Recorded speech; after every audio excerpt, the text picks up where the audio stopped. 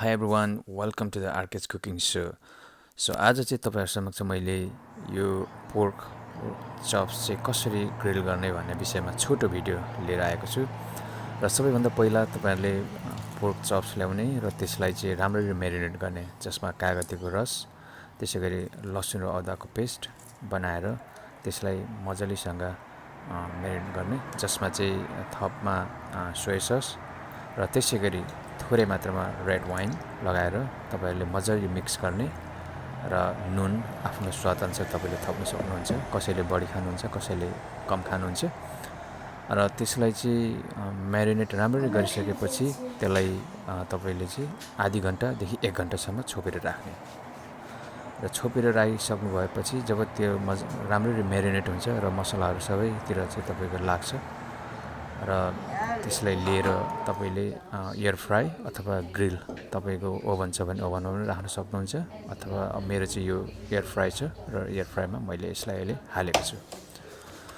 र त्यति गरिसकेपछि तपाईले 20 मिनेट्स पहिला सुरुमा, जसमा चाहिँ 200 डिग्रीमा चाहिँ सेन्टिग्रेडमा चाहिँ तपाईले 20 मिनेट्स हाल्ने।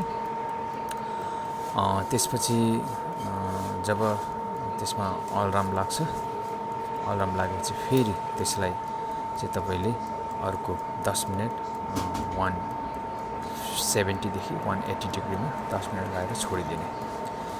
र जब त्यसपछि तपाईले छोडेपछि जब फेरि अलराम लाग्छ, अलराम लागिसकेपछि तपाईले एकचोटी त्यसलाई हेर्नुस्। र अहिले यो हामीले हेर्दाखेरि लगभग पाकिसकेको अवस्था छ।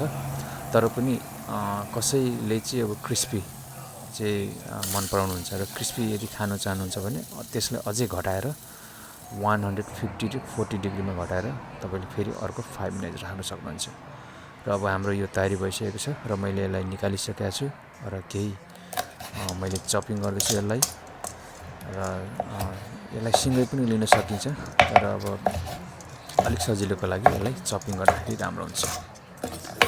चपिङ गरिसकेपछि यसलाई तपाईले आफ्नो स्वादअनुसार यसमा अरु सलाद अथवा के आइटमहरु राख्ने हो, जस्तै भुजिया तपाईको अरु पनि परिकार राखेर चाहिँ यसलाई तपाईले लिन सक्नुहुन्छ। र ड्रिंक्स पनि अब कसैलाई सफ्ट ड्रिंक्स मन पर्ला, कसैलाई बियर, कसैलाई रेड वाइन, व्हाइट वाइन मन पर्ला, यसरी तपाईले लिन सक्नुहुन्छ। र thank you for watching my video. र अर्को चोटी हामी फेरि अर्को भिडियो लिएर आउने छौं। Thank you.